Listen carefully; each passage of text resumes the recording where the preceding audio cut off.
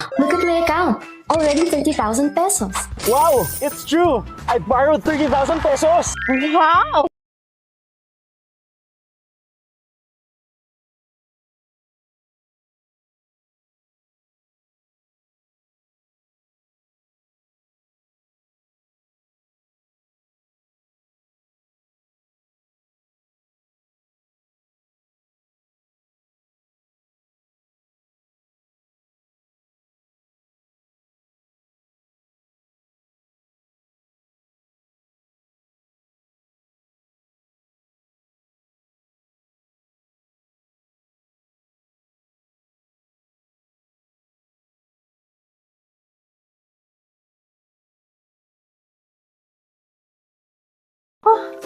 Birthday pala ng kapatid ko. Kailangan ko pa bumili ng regalo para sa kanya.